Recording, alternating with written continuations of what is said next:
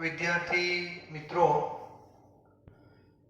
પરમાણુનું બંધારણ પાર્ટ 2 જેનો પ્રથમ લેક્ચર તમે જોઈ લીધો હશે, જેના ઉપરથી તમને ખ્યાલ આવી ગયો કે ઇલેક્ટ્રોન એ કોઈ નિશ્ચિત માર્ગ ઉપર નથી, જેને બોહરે કક્ષા નામ આપ્યું હતું.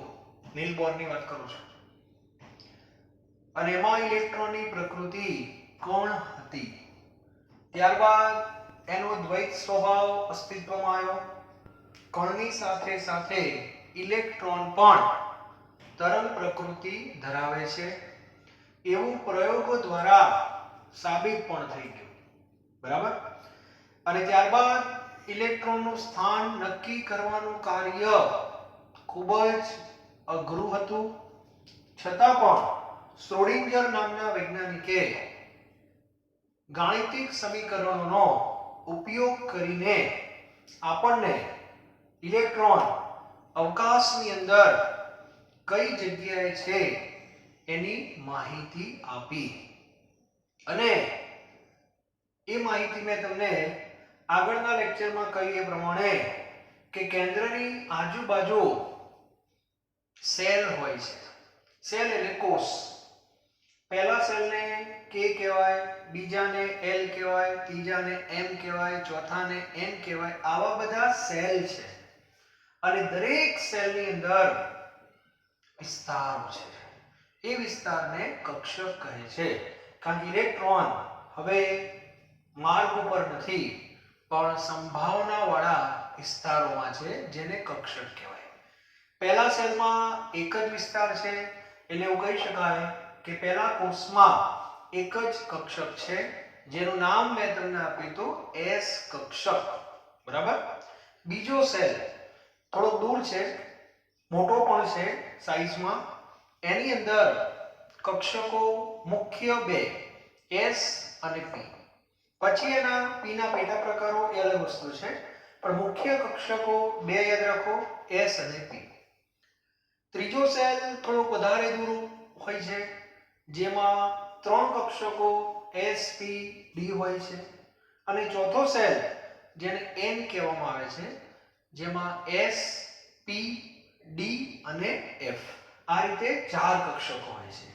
જે રીતે શહેરમાં ગામમાં મકાનો હોય કે ના હોય? હોય જ. તો એ જે મકાનો છે, દરેક મકાન એક સેલ છે, કોષ છે. અને દરેક મકાનની અંદર જે રૂમ છે, રૂમ એને કક્ષક કહેવાય, જે એમાં આપણે રહેતા હોઈએ. બરાબર. અને ફર કરતા હોઈએ.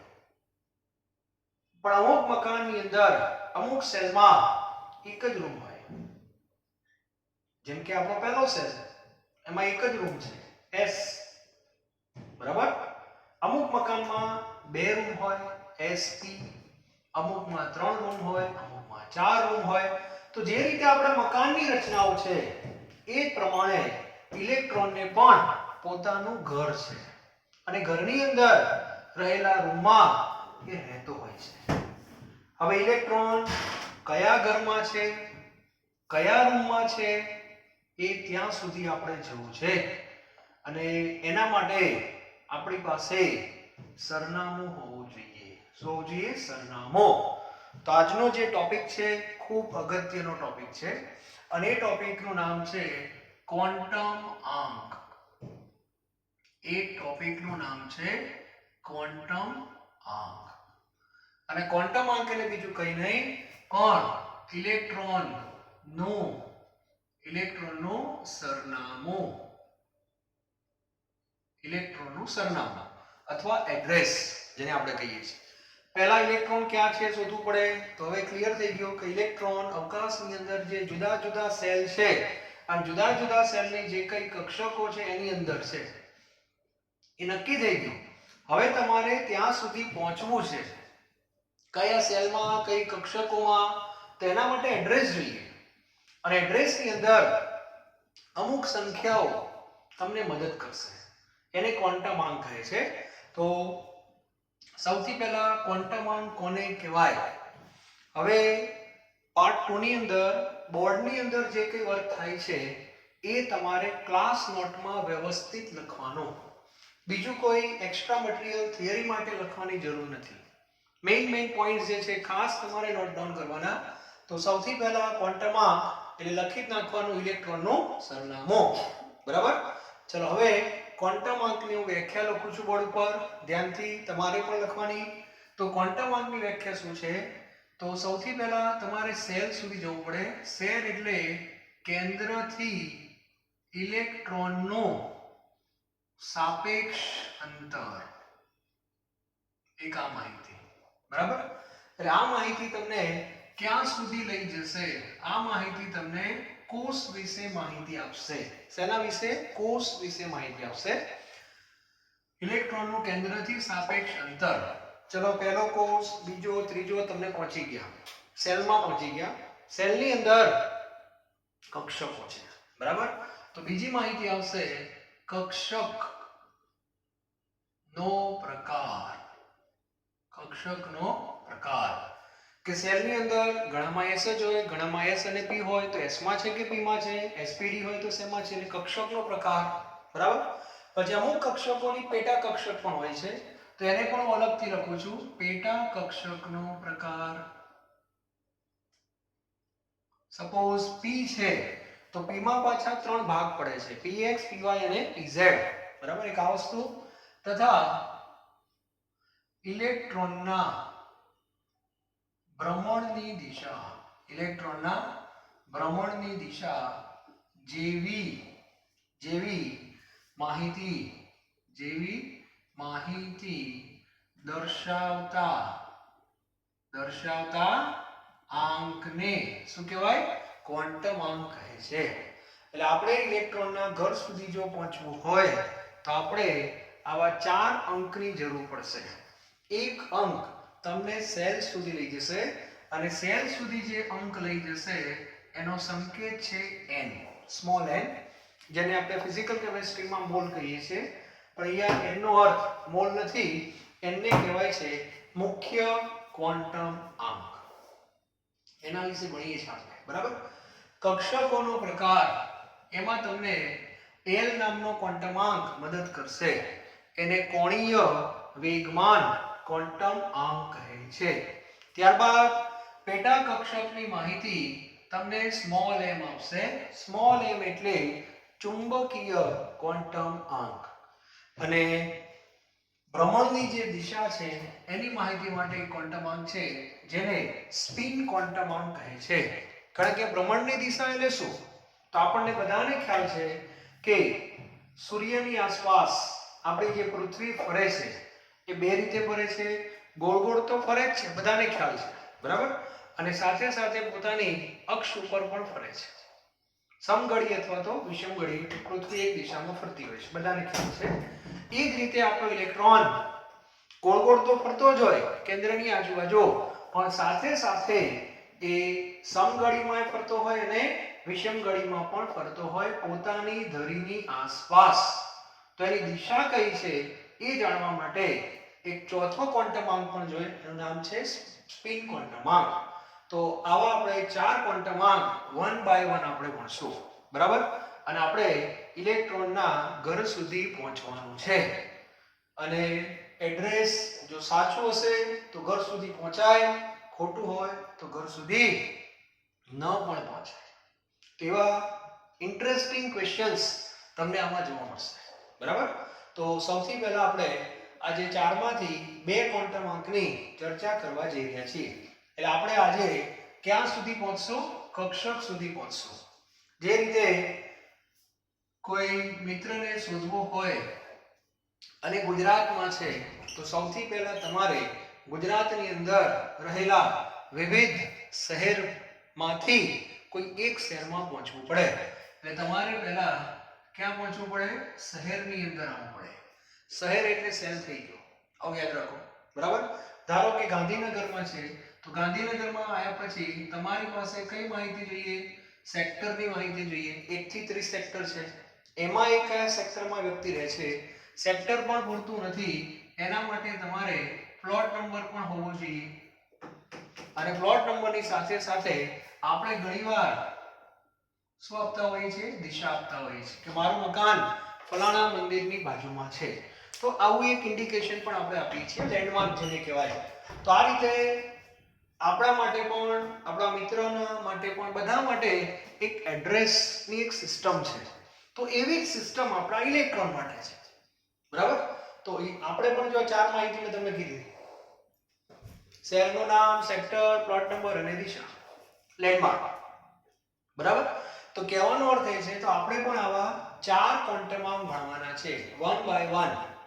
તો સૌથી પહેલા આપણે આજે ભણશું સૌથી અગત્યનો ક્વોન્ટમાંક, સૌથી પહેલો જે તમને સેલ સુધી લઈ જશે અને એકદમ સરળ ક્વોન્ટમાંક છે, નંબર 1. એને કહેવામાં આવે છે મુખ્ય ક્વોન્ટમ આંક. એનો સંકેત છે સ્મોલ n. ઘણા કે બોરના સૂત્રમાં પણ n આવતું હતું. એ પણ એક મુખ્ય ક્વોન્ટમ આંક જ હતો, પણ એ સેલ માટે નહોતો, એ કક્ષા માટે હતો. પહેલી કક્ષા, બીજી કક્ષા, ત્રીજી કક્ષા, એ રીતે આપણે પહેલો સેલ, બીજો સેલ, ત્રીજો સેલ, ચોથો સેલ, આ રીતે લેવાનું. બરાબર? ચલો હવે આગળ વધીએ. તો સૌથી પહેલા n એ સંખ્યા છે. મેથ્સમાં ઘણી બધી સંખ્યાઓ હોય, તો સૌથી પહેલા n એ શૂન્ય, પહેલું જ વાક્ય, શૂન્ય સિવાયની પૂર્ણાંક સંખ્યા. એમાં શૂન્ય આવે નહીં. બરાબર? એટલે n શરૂ થાય ક્યાંથી? 1 2 3 4, આ રીતે n શરૂ થાય. આપણે 4 સુધી વિચારવાનું છે, આગળ બહુ અત્યારે જવા નથી તમારે. અને n બરાબર શૂન્ય સિવાયની પૂર્ણાંક સંખ્યા છે. n આપણને શેની માહિતી આપે છે? તો કોષ જે છે એનો પ્રકાર, નંબર 1, એક આ માહિતી આપશે. અને બીજો એ ઇલેક્ટ્રોનની શું બતાવે છે? ઊર્જા દર્શાવે છે. એટલે મગજની અંદર આ વસ્તુ પણ યાદ રાખવાની, દરેક ક્વોન્ટમાંક ઇલેક્ટ્રોન સાથે સંકળાયેલો છે અને ઇલેક્ટ્રોનની કોઈક ને કોઈક માહિતી તમને આપશે. એના ઉપરથી જ આપણે ત્યાં સુધી જવાનું છે. બરાબર? એટલે મુખ્ય ક્વોન્ટમાંક ઇલેક્ટ્રોનની ઊર્જા દર્શાવે છે અને ત્યાંથી આપણે કોષ સુધી પહોંચશું.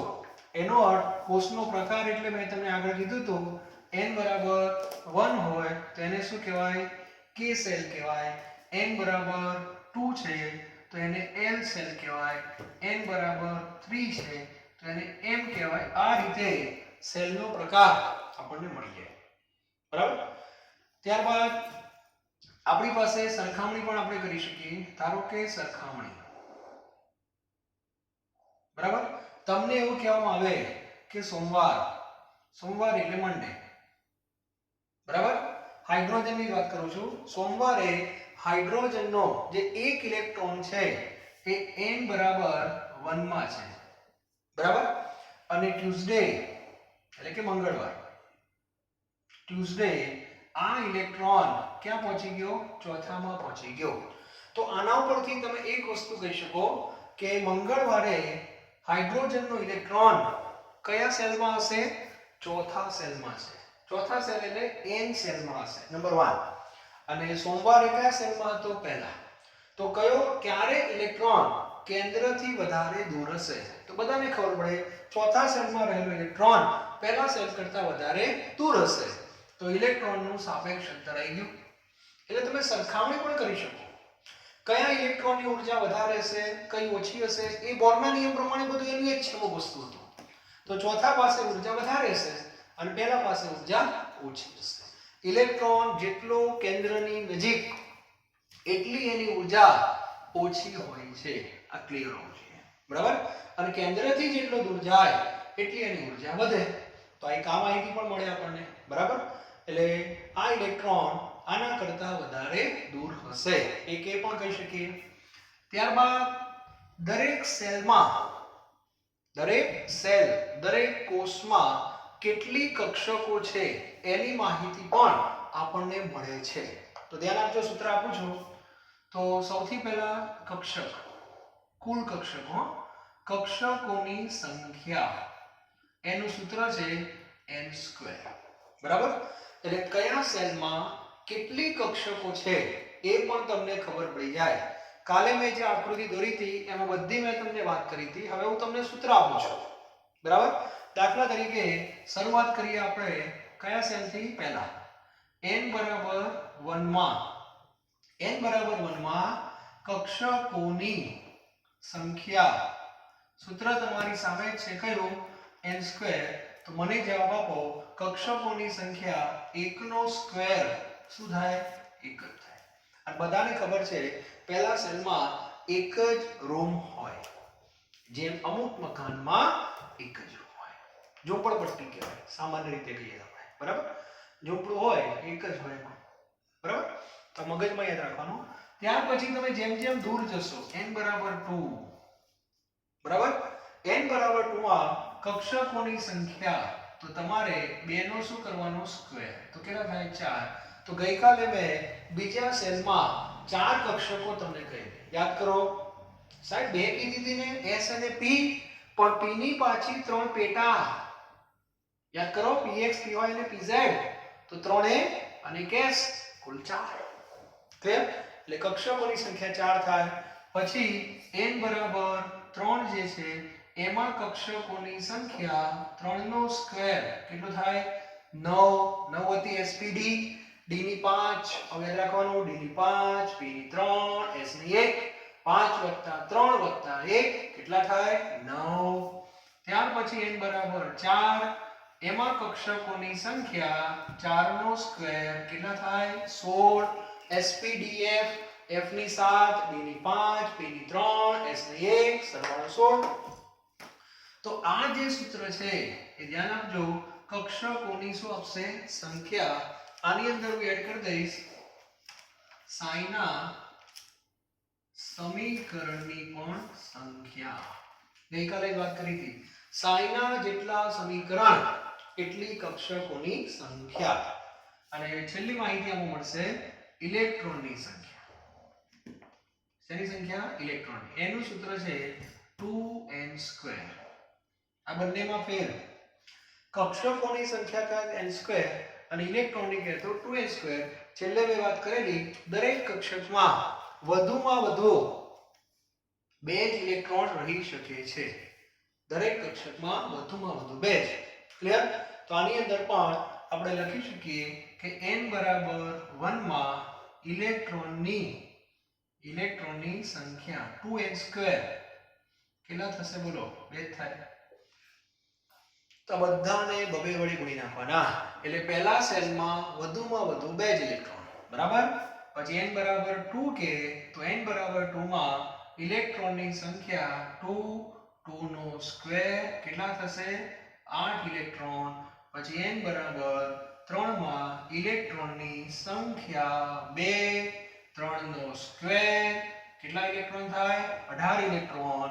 અને n બરાબર 4 માં ઇલેક્ટ્રોનની સંખ્યા 2, 4 નો વર્ગ કેટલા થશે? 32 ઇલેક્ટ્રોન. ટોટલ મેં તમને કાલે 60 ઇલેક્ટ્રોન કીધા હતા. બરાબર? તો આ રીતે મુખ્ય ક્વોન્ટમાંક તમને આટલી માહિતી આપશે. એટલે સૌથી પહેલા જો તમારે ઇલેક્ટ્રોનના ઘરે પહોંચવું છે અને મળવું છે, એના હાલચાલ જાણવા છે, તો પહેલા મુખ્ય ક્વોન્ટમાંકની ઓફિસમાં જવું પડે. એમ કહી દે કે જાઓ ઇલેક્ટ્રોન, તમે જે ઇલેક્ટ્રોનની વાત કરો છો એ n બરાબર 3 માં છે, આવું તમને કહે એટલે તમારે કયા સેલ આગળ ઊભા રહેવાનું? ત્રીજા નંબરના સેલ આગળ ઊભા રહી જવાનો અને ત્યાં ઊભા રહેવું પડશે. કેમ? આગળ ક્યાં જવું તમને ખબર નથી, કારણ ત્રીજા સેલમાં એક રૂમ s નો છે, એક રૂમ p નો છે અને એક રૂમ d નો છે. અને તમારે જે ઇલેક્ટ્રોનની ખબર પૂછવાની છે એ કયા રૂમમાં છે તમને ખબર નથી. સેલ ખબર પડી ગઈ, સેલ ત્રીજા સેલમાં છે, પણ ત્રીજા સેલમાં 3 રૂમ છે, s p અને d. એમાં કયા રૂમમાં છે એ તમને n નહીં આપે. n ખાલી તમને સેલ સુધી પહોંચાડે. ખ્યાલ આવ્યો? તો આટલી માહિતી તમારે મુખ્ય ક્વોન્ટમાંક વિશે લખવાની. ક્લિયર? મુખ્ય ક્વોન્ટમાંક શું બતાવે? તો ઇલેક્ટ્રોનની ઊર્જા દર્શાવે છે. આ ક્લિયર હોવું જોઈએ. અને બીજું કોષનો પ્રકાર. અને કઈ સંખ્યા છે તો શૂન્ય સિવાયની ધન પૂર્ણાંક સંખ્યા 1 2 3 4. બરાબર, સરખામણી પણ કરી શકાય, બહુ સરળ છે.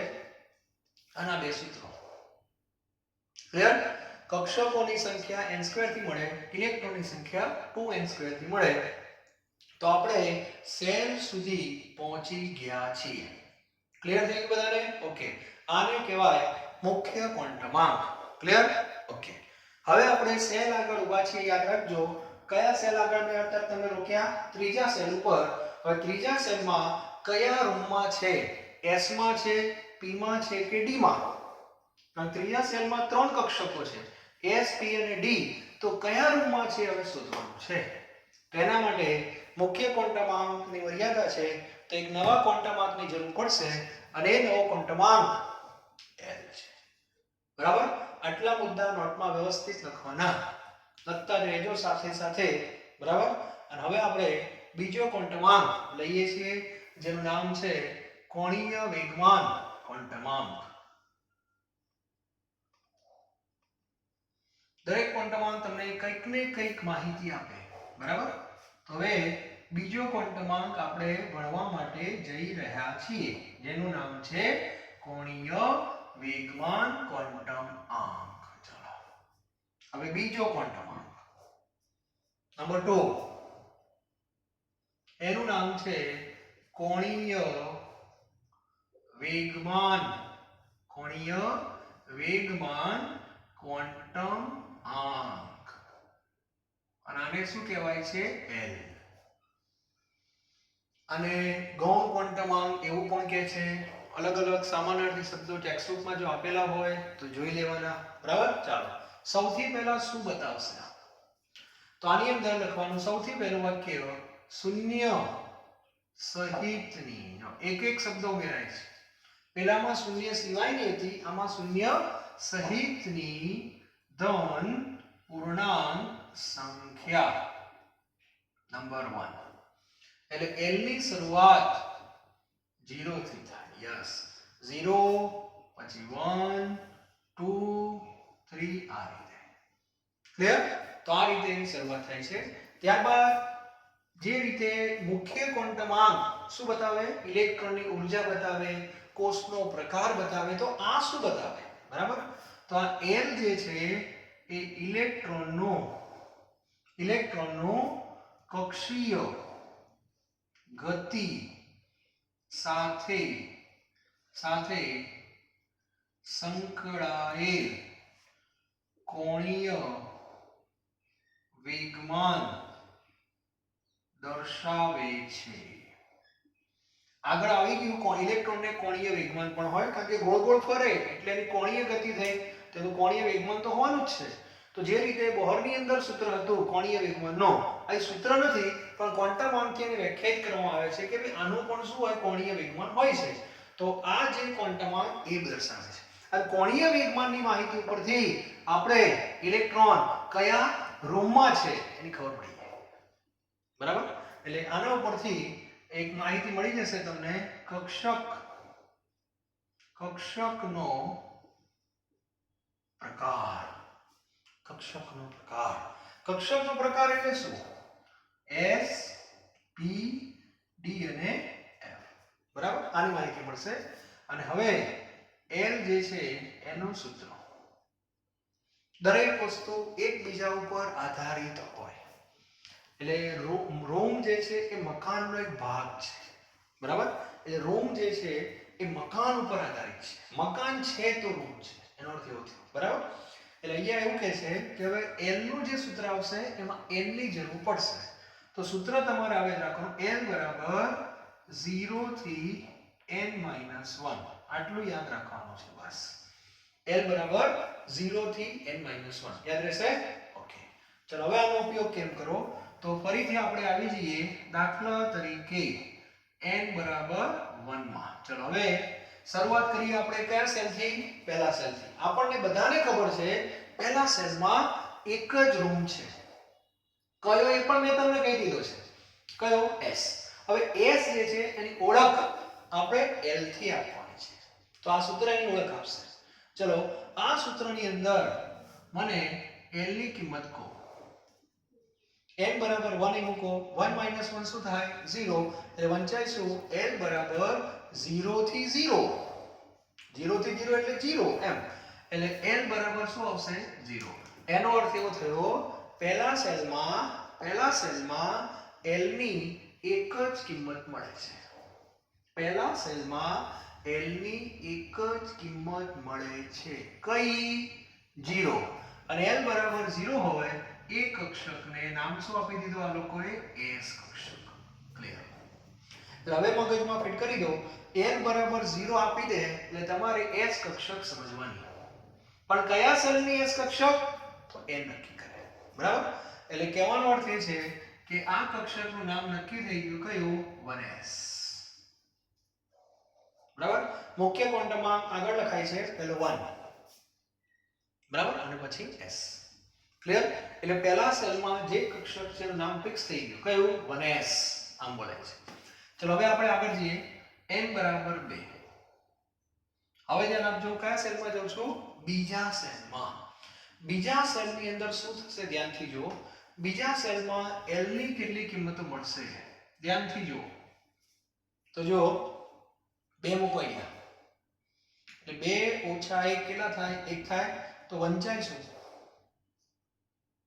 0 થી 1. ચલો હવે થોડું મેથ્સ સમજવાનું છે, ગાણિતિક શબ્દો પકડવાના, વ્યાકરણ ક્લિયર હોવું જોઈએ. 0 થી 1 એટલે l ની બે કિંમત થઈ. 0 પણ ખરી, 1 પણ ખરી. એટલે અહીંયા મારે 0 પણ લખવાનું અને નીચે 1 પણ લખવાનો. એનો અર્થ એવો થયો બીજા સેલમાં l ની બે કિંમતો હોય. અને બે કિંમતો એટલે બે રૂમ થઈ ગયા. હવે રૂમને નામ આપવાના. બરાબર? તો 0 વાળો રૂમ કયો? s જ. 0 વાળા રૂમને શું કહેવાય? s. એ નક્કી જ છે. આગળ આપેલું છે. અને 1 વાળો જે રૂમ છે એનું નામ હવે નવું નામ આવી ગયું. કયું? p કક્ષક. હવે નામ આપવું હોય તો અહીંયા હું નામ લખતો જાઉં છું. ધ્યાન રાખજો. સેલ તો કયો છે? બીજો જ છે. બરાબર? પણ કક્ષક કઈ? s. તો n બરાબર 2 હોય, l બરાબર 0 હોય તો એને 2s કહેવામાં આવે છે. એને શું કહેવાય? 2s. અને n બરાબર 2 હોય, l બરાબર 1 હોય એને શું કહેવાનું? 2p કહેવાનું. એટલે હવે મગજમાં ફિટ કરો કે બીજા સેલમાં જે બે રૂમ છે એમાં એક રૂમનું નામ 2s છે, બીજા રૂમનું નામ 2p છે. 2p ના 3 ભાગ પડે પછી એ આવતીકાલે ખબર પડશે. બરાબર? ચલો હવે n બરાબર 3. હવે ધીરે ધીરે બધાને ખ્યાલ આવી ગયો હશે. યસ. n બરાબર 3. હવે ત્રીજો સેલ. અહીંયા 3 મૂકો. તો 3 ઓછા 1 કેટલા થાય? 2. તો વંચાય શું? 0 થી 2. 0 થી 2 એટલે 0 ને 2 નહીં. 0 થી 2 એટલે 0 પણ આવે, 1 પણ આવે અને 2 પણ આવે. એનો અર્થ કે ત્રીજા સેલમાં રૂમ કેટલા? 3. યસ. કારણ કે l ની કેટલી કિંમતો મળી? 3 કિંમતો મળી. એટલા માટે 3 રૂમ કહેવાય. પહેલા રૂમનું નામ s, બીજા રૂમનું નામ p અને ત્રીજા રૂમનું નામ d. બરાબર?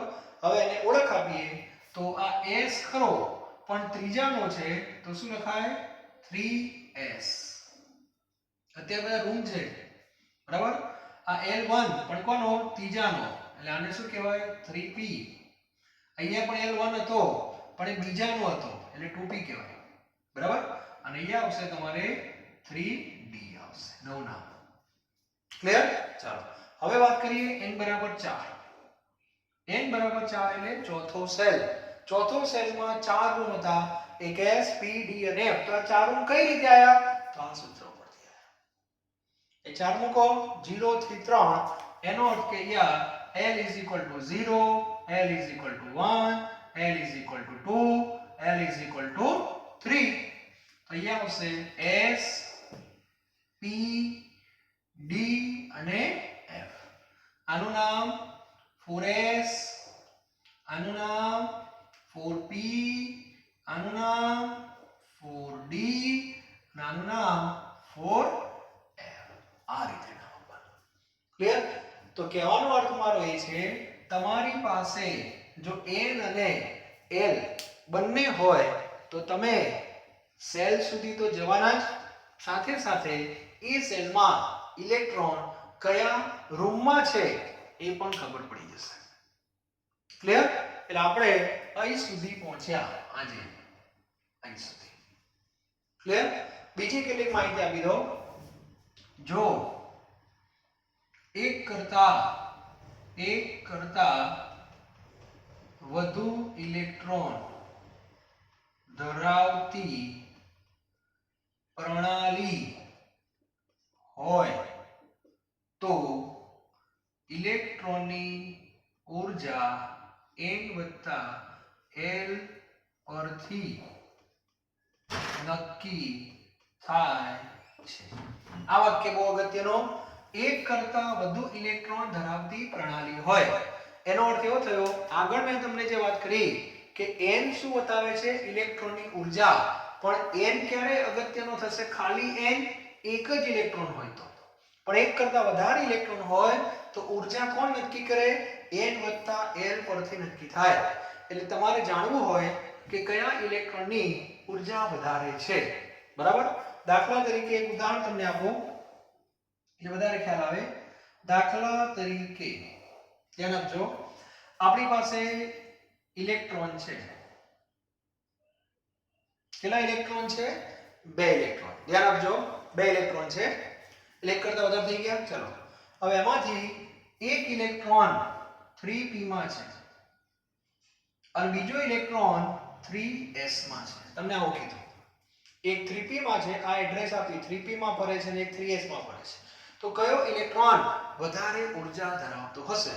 તો તમારે કશું નહીં કરવાનું, તમારે આ બંને ઇલેક્ટ્રોનના n વત્તા l શોધવાના. ઘણા કે કઈ રીતે શોધવાના? બહુ સરળ છે, બહુ મજા આવે એવું છે. તો આગળ જે સંખ્યા લખી હોય શું બતાવે? એ n બતાવે. બરાબર? તો આ બંનેમાં 3 3 જ છે, અહીંયા તો 3 આવશે, અહીંયા બી 3 આવશે, પ્લસ ચાલો l.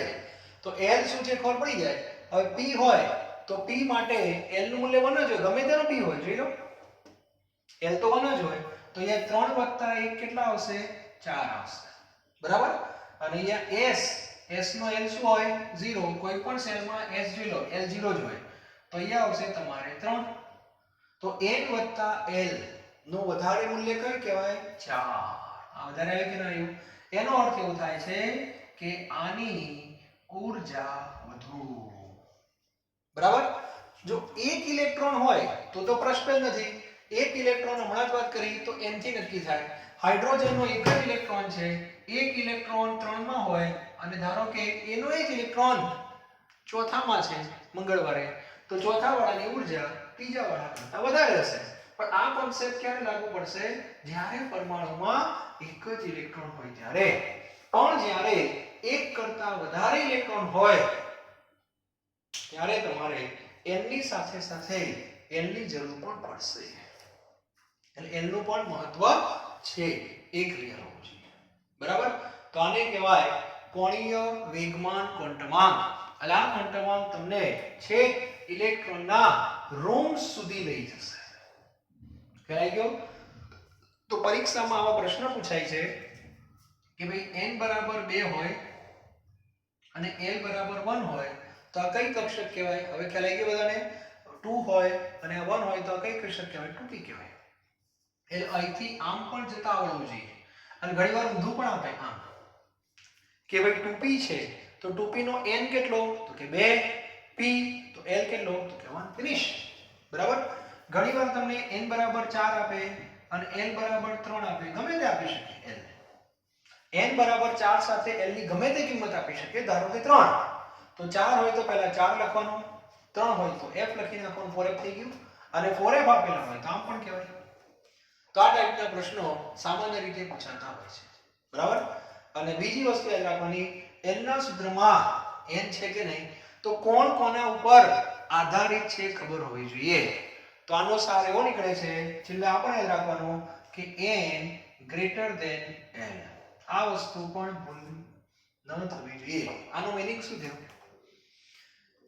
n અને l ક્યારે સરખા ના હોય. ધ્યાનથી જો, n બરાબર 1 હોય તો L ની કિંમત ક્યારે 1 ના હોય, 1 થી ઓછી જ હોય. ધ્યાનથી જુઓ, n બરાબર 2 હોય ત્યારે L ની કિંમત ક્યારે 2 ન હોય, 2 થી ઓછી જ હોય, 0 ને 1. બરાબર? એટલે આ મગજમાં ક્લિયર હોવું જોઈએ. આ એટલા માટે ઘણીવાર આપણને મિસગાઈડ કરશે. JEE વાળા સરનામું ખોટું આપશે. બરાબર? સરનામું તમને ખોટું આપે. ગાંધીનગરમાં રહો છો સાચું કહી દે, પણ ગાંધીનગરમાં ક્યાં રહો છો તો કે સેક્ટર 31 માં જાઓ શોધો તમારા મિત્રને. હવે ગાંધીનગરમાં 31 નંબરનું સેક્ટર છે જ નહીં, તો એડ્રેસ ખોટું કહેવાય. એટલે ગાંધીનગરની અંદર સેક્ટરની સંખ્યા 1 થી 30 જ છે. તો સેક્ટરની સંખ્યા ઉપર કંટ્રોલ છે સિટીનો, એવો કોઈ સેક્ટર જ નથી. બરાબર? તો કહેવાનો અર્થ એ છે, ઘણીવાર તમને આવું આપે કે n બરાબર 3 l બરાબર 3, જાઓ આ ઇલેક્ટ્રોન કઈ કક્ષકમાં છે એ ઘણા શોધવા નીકળે, મળે જ નહીં ને. કેમ ના મળે? n અને l ક્યારે સરખા હોય? આનો સીધો અર્થ એવો થાય કે 3 અને l3 એટલે f. એનો અર્થ એવો થયો કે ત્રીજા સેલમાં 4 રૂમ છે. ક્યાં છે? ત્રીજા સેલમાં 3 જ રૂમ છે, s p અને d. તો f ક્યાંથી આવે? પોસિબલ છે જ નહીં. આનો અર્થ કે સરનામું ખોટું છે. આ પણ યાદ રાખજો. એટલે આવી ચર્ચા આપણે આગળ કરશું જ બધા ક્વોન્ટામાં પૂરા થઈ ગયા પછી. પણ હું સાથે સાથે એ પણ લેતો જાઉં છું કે ક્યારેક તમને આવા પ્રશ્નો પણ પૂછશે, તો ખબર પડવી જોઈએ. તો કંટ્રોલ જે છે એ કોના ઉપર છે એ ખબર હોવી જોઈએ. બરાબર? કોણ કોના ઉપર આધારિત છે ક્લિયર હોવું જોઈએ. n જે છે એ n ઉપર આધારિત છે. એટલે ઇલેક્ટ્રોનને કેટલા કોણીય વેગમાનથી ફરવાનું છે એ ઇલેક્ટ્રોનની ઊર્જા ઉપર આધારિત છે. આવું બધાય ડિટેલમાં જો બરોબર આપણે કહી દીધું કે L એ n ઉપર આધારિત છે, પણ L શું છે? કોણીય વેગમાન છે, અને n શું છે? ઊર્જા છે. તો કોણીય વેગમાન ઊર્જા ઉપર આધારિત છે, આવું તમે કહી શકો. ક્લિયર? તો આને કહેવાય કોણીય વેગમાન ક્વોન્ટમ. તો આજે આપણે અહીં સુધી પહોંચી ગયા છીએ. બરાબર? કે વ્યક્તિ ગાંધીનગરમાં રહે છે નક્કી થઈ ગયું છે, સેક્ટર પણ નક્કી થઈ ગયું છે, પણ કયો પ્લોટ નંબર નક્કી નથી. એ આવતીકાલે ખબર પડશે. અને આવતીકાલે તમને પેટા કક્ષકની માહિતી મળશે. પેટા કક્ષક એટલે ઇલેક્ટ્રોન પીસ માં છે તો નક્કી થઈ ગયું, પણ એ px માં છે, py માં છે કે pz માં એ હજુ આપણને ખબર નથી. જે તમને માહિતી આવતીકાલે મળશે. Thank you very very much.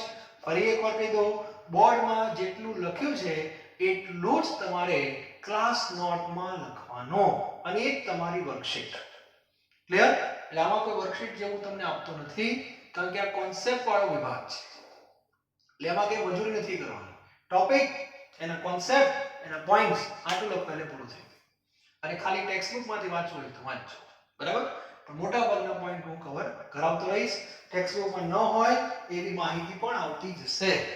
સાથે સાથે તો બોર્ડ વર્ક જે છે એ બહુ અગત્યનું છે. પાર્ટ 2 માં જે પ્રમાણે લખવામાં આવે એ બધું ક્લાસ નોટમાં વ્યવસ્થિત લખેલું હોવું જોઈએ.